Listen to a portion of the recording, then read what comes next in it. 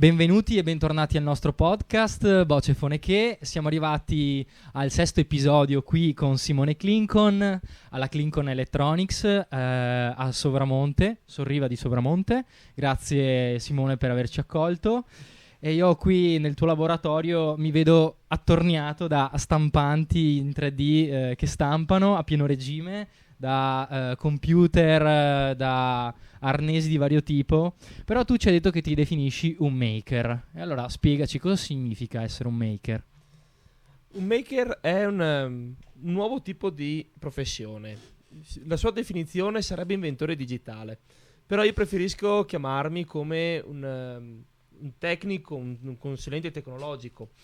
Cosa fa il maker di preciso? Il maker è una figura che nasce più o meno qualche anno fa, con la possibilità di ricevere e soprattutto di avere modo di accedere anche a nuove tecnologie, come per l'appunto la stampa 3D, a un costo sostanzialmente sostenibile anche per un privato.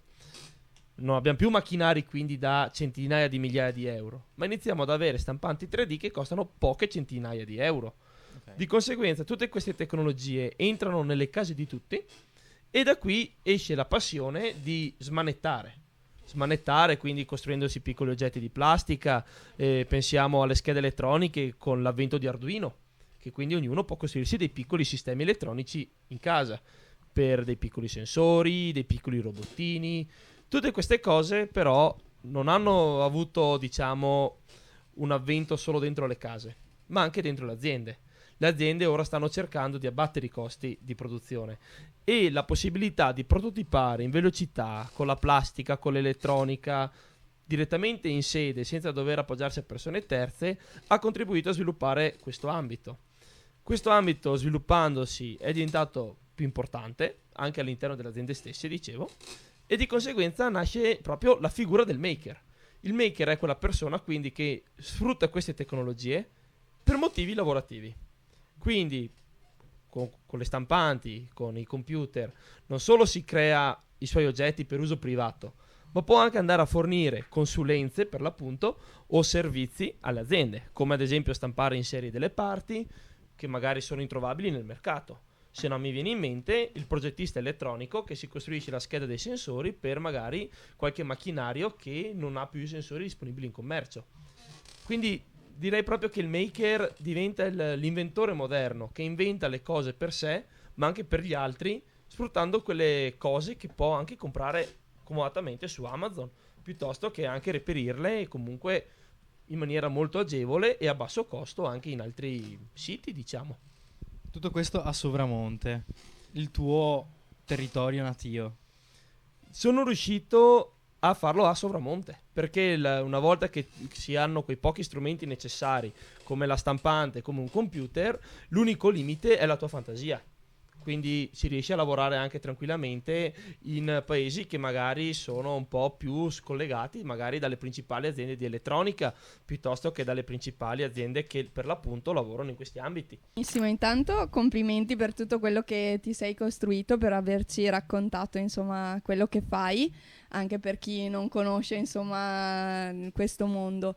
E sempre sulla scia appunto dell'innovazione, della tecnologia, io ti volevo chiedere, siccome sono venuta a conoscenza di una cosa bella che fate proprio qua a Sovramonte, cos'è l'Innovation Fair di Sovramonte e com'è nata e appunto tutto quello che ci gira intorno. L'Innovation Fair, o Fiera dell'Innovazione proprio tradotta, nasce proprio dal presupposto di far conoscere al mondo cos'è il maker. Il maker, essendo anche una figura che delle volte è difficile capire cosa fa di lavoro, perché vedere una persona che smanetta dietro un computer delle volte non si riesce a capire la trasposizione reale di quello che sta facendo. Di conseguenza, insieme al gruppo dei miei collaboratori di lavoro o anche dei miei progetti personali, abbiamo deciso oramai 3 anni fa di realizzare questo evento soprattutto espositivo, diciamo, quindi non c'è uno scopo di vendita, di guadagnarci, è proprio un'esposizione per far conoscere al mondo qual è il lavoro del maker, perché l'abbiamo fatto a Sovramonte. E il nostro obiettivo secondario, ma comunque collegato a quello di far conoscere il maker, è anche quello di fare capire che non è necessario per forza spostarsi nei grandi centri industriali dove magari ci sono le grandi aziende per fare questi lavori. Ma come dicevo prima, visto che si riesce anche a farli in casa, far capire che anche in montagna è possibile fare questi lavori, anche perché proprio la maggior parte dei maker si sposta, partecipa a fiere, le famose Maker Fair, in giro per l'Europa, se non addirittura in giro per il mondo. Quindi perché non organizzarne una anche noi per richiamare dall'esterno, per far capire che anche la montagna vive? Perché spesso la montagna viene vista come una landa desolata, dove magari ci sono solo i pastori, quando in realtà il mondo sta cambiando anche qua su da noi. Quindi la possibilità e la capacità di aver organizzato un evento del genere ci ha fatto conoscere non solo noi come gruppo organizzativo, nuovi maker che adesso tuttora collaborano con noi nei nostri progetti, ma anche proprio di far conoscere alla popolazione e a un bacino di utenza che comunque è enorme, perché comunque ragioniamo la provincia di Belluno che conta migliaia di abitanti, riesce a far capire a migliaia di abitanti un lavoro che fino a qualche anno fa era una prerogativa nell'immaginario collettivo di un lavoro che si fa magari in città oppure nei maggiori centri industriali, se non addirittura solo all'estero. Il presupposto del programmatore che magari va per forza a lavorare per la NASA. È un po' uno stereotipo che ho visto e vissuto anche sulla mia pelle tante volte. Però stiamo dando la dimostrazione che questi lavori si possono anche fare tranquillamente in piccoli paesini come è Sovramonte, ad esempio. E senti Simone, la tua attività di maker ruota attorno, o meglio, assieme ad altre persone qui del territorio, con cui avete aperto un'associazione, vi occupate di più ambiti, mi parlavi di stazioni meteorologiche, di idroponica, forse stiamo già anticipando qualcosa dietro le nostre spalle che non si potrebbe dire.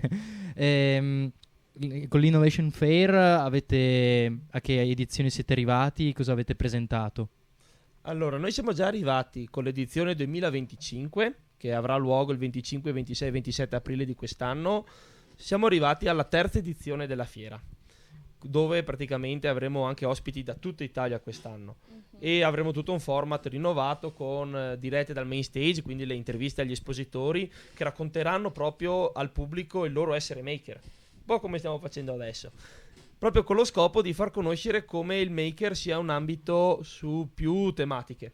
Hai citato il mio progetto dell'idroponica che sto facendo ad esempio con la mia associazione, proprio perché il maker può lavorare sia su ambiti privati come coltivarsi le piante in casa banalmente, le fragole, piuttosto che anche automatizzarsi l'orto, se no anche andare su temi molto più complessi come ad esempio la costruzione di vere e proprie macchine industriali, come ad esempio le stampanti 3D che stiamo vedendo dietro di noi, che comunque derivano da ambiti autocostruiti, diciamo. Il bello proprio del maker è che crei comunità, crei rete. Di conseguenza magari io sono adattato all'hardware, quindi proprio la costruzione dell'oggetto fisico, ma il maker è anche chi lo idealizza, magari chi lo progetta, chi lo programma anche magari. Quindi creando comunità si va a rafforzare anche proprio il principio che la fiera stessa ti dà: presentare più espositori al pubblico che presentano più temi e far capire che questo comunque è un ambito a 360 gradi. Hai citato l'associazione perché ad esempio proprio l'associazione è una riunione di maker, mi piace chiamarla così. Siamo tanti maker, ognuno specializzato in qualcosa, che tra tutti facciamo tutto. C'è chi mi dà una mano a progettare una parte elettronica, piuttosto che magari chi poi va a installarla magari in una serra. Essendo noi un'associazione dedita all'ambiente, perché l'associazione è il servizio monitoraggio ambientale Sovramontino, noi andiamo a costruire stazioni meteo e sistemi di automazione per l'ambiente, quindi arnie, irrigatori, idroponiche per l'appunto. Però ognuno di noi è specializzato. C'è chi è specializzato in agricoltura piuttosto che chi è specializzato in tecnologia. Però il maker può toccare anche ambiti che non sono necessariamente tecnologici. E quindi state anche innovando il vostro territorio con l'età che noi abbiamo, come se fosse una montagna appunto 4.0, industria 4.0, agricoltura 4.0 e anche le vecchie tradizioni, non so, di coltivare l'orto, dell'apicoltura, le state ammodernando anche qui a Sovramonte. Non si può dire un posto vecchio, ma che va al passo anche grazie a voi e alle vostre innovazioni con i tempi moderni. Sì, esatto, si può definire così, anche perché siamo in un periodo storico in cui tutto sta cambiando molto velocemente, sia per motivi naturali, come si può banalmente pensare al cambiamento climatico, piuttosto che anche motivi tecnologici o anche fisiologici della società. Ad esempio noi si parla della città che adesso c'è un ritorno alla montagna, con le persone che vogliono ritornare a vivere in tranquillità. Di conseguenza anche le montagne ricevono questo flusso nuovo di persone che sono visitatori o anche proprio nuovi cittadini, e quindi si rende necessario anche un ammodernamento. Il nostro noi non lo definiremo un aiuto, non è solo un aiuto, anche noi in cambio riceviamo dalla comunità il supporto, perché la comunità soprattutto crede in quello che si fa, perché è un istinto anche di vivere tutti quanti insieme in armonia, che non è un'utopia, chiamiamola così, bensì è proprio il fatto di la necessità di vivere in montagna con le sue difficoltà, perché noi pensiamo alla difficoltà di vivere in montagna oggettiva che c'è per infrastrutture, clima magari avverso d'inverno, piuttosto che anche magari scomodità proprio a fare certi tipi di attività. Che però vede l'afflusso di nuove idee, nuova inventiva, come ad esempio può essere la fiera per l'appunto, perché la fiera è un'idea innovativa. E tutto questo porta a un miglioramento a 360 gradi della situazione generale, oserei dire. Quali sono i consigli che avresti voluto ricevere quando hai cominciato a fare tutto questo? Così può essere anche di spunto per chi ci ascolta. Un consiglio che mi sarebbe piaciuto ricevere, non dico da giovane perché sono giovane, però quando ho iniziato questa attività, è quella di non focalizzarmi solo su un aspetto.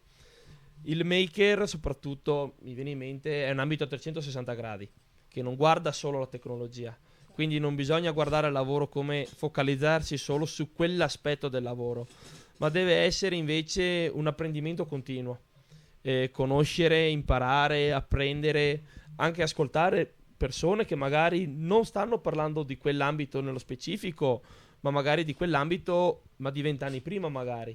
Un continuo ascoltare suggerimenti che vengono dall'esterno, anche magari solo percepiti, quindi non detti proprio con l'ottica di darti un suggerimento. L'ascolto è alla base di questo lavoro, perché ascoltando si possono anche avere dopo nuove idee su cui magari risolvere problemi su alcune tematiche magari non sono mai state affrontate, pensare a delle soluzioni a problemi magari risolti 20 anni fa in una maniera che oggi possono essere risolti in una maniera più efficiente. Beh, io sono stato completamente assorbito da quello che hai detto e sono felicissimo che tu ci abbia potuto raccontare la tua testimonianza. Grazie per averci ospitato e speriamo di fare un salto all'Innovation Fair anche noi, e vada bene anche quest'anno, e magari ci farai vedere qualche nuova invenzione che proprio adesso stai stampando qua dietro con le macchine. Grazie ancora. Grazie mille. Grazie Grazie Simone. Ciao. Al prossimo episodio.